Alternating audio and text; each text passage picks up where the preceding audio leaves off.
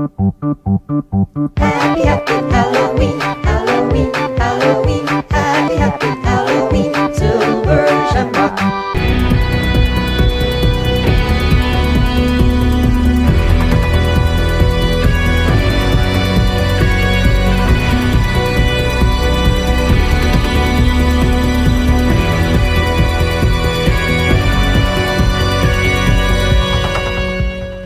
Happy Halloween, everyone! Today I'm going to share with you my favorite Halloween films, going from my least favorite to most personal favorite. Now, this list may differ from yours, so feel free to share your personal favorite list of the Halloween films down in the comments below.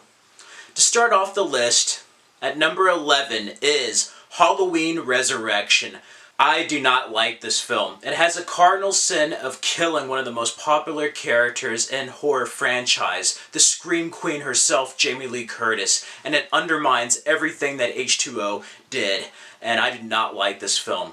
That's just the first 10 minutes. The rest of the film involves this crazy haunted house, kind of Blair Witch Project type of film. They go to Michael Myers' house and basically film this reality TV show where Michael stalks him in the shadows. And it is just horrible in like an early 2000s B-movie type of way. And let's not forget Busta Rhymes doing Kung Fu on Michael Myers. Michael Myers was even like, what the hell is he doing? And you just have, wah! Michael Myers get Kung Fu'd by Busta Rhymes. That's all I need to say. Halloween Resurrection did not resurrect the franchise. As a matter of fact, it killed it. And it had a lot of bad movies leading up to that. But, oh my god, they should have ended it at H2O, and it's a horrible movie. There's a reason why Halloween was remade, had a sequel, and in essence had a reboot this year. It's because of Halloween Resurrection. And I just absolutely hate this film. Oh, Jamie Lee Curtis even didn't want anything to do with this film. That's how bad it is. Ultimately, Halloween Resurrection is producers getting too greedy and wanting to make money. Above that is Halloween 2, the Rob Zombie one. Halloween by Rob Zombie was very different, and it's almost torture porn in a way. It has none of the qualities of the original 7 to 8 films, really. It's just really brutal and just grotesque. Pretty much, if you like Rob Zombie's previous films, you might like this. It's much more of a brutal Michael. There's one thing I have to say that I like about Halloween 2, is that it's no longer restricted to it being a remake. Rob Zombie got to make a really good original Halloween film that also dealt with another Laurie's post-traumatic stress from the first film in many ways. I really like those elements of the film, and it's just brutal. That's one thing I did like, but it was just a bit too much to the point of just being awful and incoherent. It wasn't very good. Compared to the original Halloween 2 and just in general as a film, it was just really grotesque and just out there. I am not a fan of this type of Michael Myers or Halloween film. Above that at number 9 is Halloween, the remake by Rob Zombie. This film should not have been made. I remember my sister-in-law and brother asked me, what would you do for a Halloween remake, Fred, if you got a chance to make it? And I told them I would not remake the film. But we got Rob Zombie's remake, and the one ambitious thing I do like about this, you have Malcolm McDowell as Dr. Loomis in this, but I do like that they try to explain Michael Myers' origin and what makes a killer this way, what makes a person be this evil, you know? And I did like that element of it, but like Curse of Michael Myers, we don't need an explanation to what makes the shape, you know? He's just evil incarnate. But I did like the first half, how it dealt with it like psychologically, and dealt with the history of Michael Myers and the points of where Dr. Loomis realized there's no redemption for this man, this boy he took in. There's no redemption for Michael Myers. And the first half is a lot more interesting and does something more original, while the second half is just pretty much a scene-by-scene remake of John Carpenter's original, but without any of the wit, charm, and just all-around filmmaking qualities that made the original such a classic. It's just, again, that kind of torture porn and just brutality of it. But I definitely enjoy this one more than Halloween 2. It's just one of those remakes, you know. It's like Gus Van Sant's Psycho or Nightmare on Elm Street, where it has moments paying homage to the original. It's just not the original, and it's missing everything that made the original special to begin with. Above that is Halloween 6, The Curse of Michael Myers. Now this introduces Paul Rudd into film. He plays Tommy Doyle, the kid that Laurie Strode babysat in the original Halloween. We also have Jamie return, but it's not the same actress. It's another actress, and she gets killed off way too early. But as always, Donald Pleasence is fantastic as Dr. Loomis. He gives his final performance in this film, and there's two different cuts to this film. There's a theatrical, and then there's a producer's cut. The theatrical has that kind of 90s grunge vibe to it, while the producer's cut, it's a bit more like the original Halloween in many ways, not only with the script, but with color tones and just the kills. It's not as gory. It's much more akin to the original Halloween. And yeah, you have Mitchell Ryan there. Yeah, him and Tom Atkins, two people from Lethal Weapon that are in Halloween films. How about that? Anyway, it's a good film in the fact that it's a change of pace from the previous two installments. It tries to add more to the story. Now, is it coherent? Not all the time. And there's a lot of production issues with this film. Behind the scenes, and also Donald Pleasence passing away. This is his final role, and that affected production of this film. Other than that, I think it would have been a fantastic film, but I do like Paul Rudd and him in this film. The ending is a bit more open-ended, with the whole curse and Dr. Loomis at the end, and it's two very different cuts, really. They explain too much about Michael Myers. I respect them for trying to give an origin to the shape, but you don't need to explain evil. He's just evil, you know? And there's something that's lost when you try to explain the origin of something so evil, such as Michael Myers. Above that in my ranking is Halloween 5, The Revenge of Michael Myers. This is another film that kind of ignores everything that was set up in the previous one. We had that ending with Jamie becoming kind of like the next Michael. And in here, she becomes a mute and is telepathically in tune with her uncle, Michael Myers. Donald Pleasence is great as Dr. Loomis. He's a bit more of a madman in this. But what really kills this film is the horrible, horrible characters. There's not anybody that's really likable in this. I'm just waiting for Michael Myers to kill people at this point. And this is where the series, I think, fully jumped the shark. You can tell it was made for money, for sequels, but up to this point, they're pretty solid films. This is the first major disappointment in the franchise. They just kind of went out there. What saves this film is the third act and that ending, that whole confrontation between Jamie and Michael and Dr. Loomis. I love that ending. One of the most powerful moments, and you really get to see somewhat of a humanity in Michael Myers, even though he's missing that, you know? There's just a tad of humanity before it's completely lost to darkness. And I love that scene between him and Jamie. Overall, it's a solid film to watch, but it's not as good as the previous four that came before it. Above that is Halloween 3, Season of the Witch. Originally, John Carpenter wanted to have a horror anthology that dealt with the holiday of Halloween. He didn't want to make a sequel to Halloween. He was obligated to make a sequel to Halloween to make some other films. And upon the anthology route, they decided to go with a completely different story with Halloween 3, Season of the Witch. And it dealt with this subliminal messages that were activated with Halloween masks. They had microchips planted in Halloween masks, and it would cause them to basically kind of explode with bugs coming out of them and stuff. It was very, very crazy. But I have to say, it's an underrated, campy, goofy film. I like it. It doesn't have Michael Myers, but I think people dismiss it because it doesn't have Michael Myers. It's actually a very solid movie in its own right. Different, yes, but if it wasn't called Halloween 3, I think more people would enjoy this film. And I definitely think it's underrated. I really like this film, and it says a lot about consumerism and corporations, especially in our day and age now, and commercial and advertising that was in the 80s here, but you can definitely see it be relatable now in our present day. And yeah, that subliminal message was just scary. That poor kid with a pumpkin head. That scene is so intense. Say what you will about the film itself, it does have its moments of fright, and who could forget the boss of OCP in the film. Overall, it's a solid movie without Michael Myers. Above that at number 5 is Halloween 4, The Return of Michael Myers. I really love this film.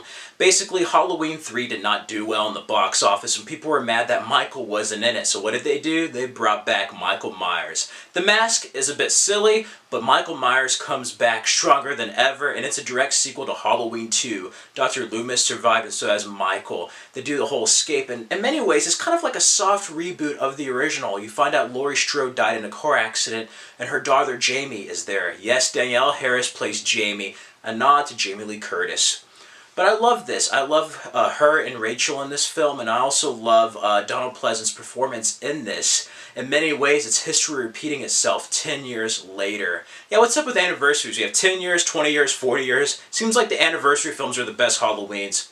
But I love this. It pretty much deals with Michael Myers going after Laurie Strode's daughter on Halloween, and I like it. It's a very enjoyable film. Not all the characters are great, but some of the characters are very relatable, and I like the relationship Rachel and Jamie have with each other. And who could forget that shocking ending? Just when you think the film's over, Jamie kills, Dr. Loomis is yelling, "No, no!" And we get to see her with a knife and mask, and it's sad that they did not explore this fully because it was really a shocking ending. The fact that they had the balls to go with that ending is just beyond amazing, and I really wish they explored that. A very shocking and memorable end in the Halloween franchise that no one saw coming. Also very similar to Michael Myers' introduction in the original '78 film. Overall, Halloween 4 is an enjoyable sequel. It's definitely one of the better ones, underrated, and it's one of my favorites. I love Halloween 4. Above that in my fourth place is Halloween 2, the original Halloween 2 from the 80s. I love this. It's a direct sequel to the original film. It takes place the night of, and it's probably the most spiritual sequel to Halloween. It's the most like the original. John Carpenter even wrote this film, did the score. The score is underrated. Something much more dark and sinister with that score and the pumpkin opening up to a skull. I love it. The only thing I don't like about this film, a couple of things. Laurie Strode doesn't get much to do until like the third act. She's in a hospital, but you have the teenagers and characters there. This is much more like a Friday the 13th type of film with everybody screwing each other, doing drugs, and just really graphic kills, where the original Halloween was much more of like an Alfred Hitchcock film, more Hitchcockian, so to speak. That's the one thing I don't like about this film. But again, Dr. Loomis, Donald Pleasance, is great. Jamie Lee Curtis had to have a wig, but it was great seeing her face off against Michael with Loomis in the hospital, and the whole revelation of Michael being the older brother of Laurie Strode. That whole backstory, I know a lot of people didn't like it. It doesn't count anymore. Most of the films on this list don't count anymore in canon, but, you know, I always like that twist. There's something more scary about Michael being a random killer, but I also like how she's related to him because it gives him a reason to still go after her after all these years. And that's one thing the new film was missing that this film had. And this is where it really should have ended. I love this ending. Such a perfect showdown, and then Mr. Sandman playing with her getting out of the hospital in the ambulance is just fantastic. It may not be as good as the first film, but there's definitely moments that are better. I wish Nick Castle was Michael Myers. The mask just looks weird. But besides that, it's well directed, the score is great, and I know John Carpenter didn't like this film. He wasn't in the best circumstances making this film, but I definitely think this is more in line with the original film, probably since the new film in 2018. A lot of the other sequels are good in their own right. They're bad, but they can't capture that essence of the original Halloween. And I've only seen two films that have really done that, and that's the 2018 film and then this film in particular. This film is a direct sequel to Halloween, and there's just something about it continuing right after the first one that makes it such an underrated and amazing sequel, and it's definitely one of my favorites. Above that on my number 3 list is Halloween H2O. Halloween 20 years later. I love this film. It takes place after Halloween 2, kind of ignores the other films in many ways, but Josh Hartnett's first film, he looks like Daniel Harris, and I love Jamie Lee Curtis back as Laurie Strode. The only thing this film was missing was Donald Pleasance. He had a cool voiceover at the beginning, and then probably John Carpenter. Other than that, I love this film. Michael, his mask does look a bit odd. He does act a bit differently, but you have some great moments. Steve Miner, director of the Friday the 13th films, did this film, and that showdown, say what you will, I still think this showdown was a much more epic and powerful showdown with Marco Beltrami's score than the new Halloween we saw this year. Something about her chopping Michael's head off with a freaking axe at the end with the original Halloween music playing is just epic, and that's where it should have ended. No resurrection, nothing. This is where Halloween should have ended. You can tell they went with the intention of making this the conclusion. Now, was it the best movie it could have been? No, it definitely feels like it's in that Scream era. It definitely did cash in on Scream's success.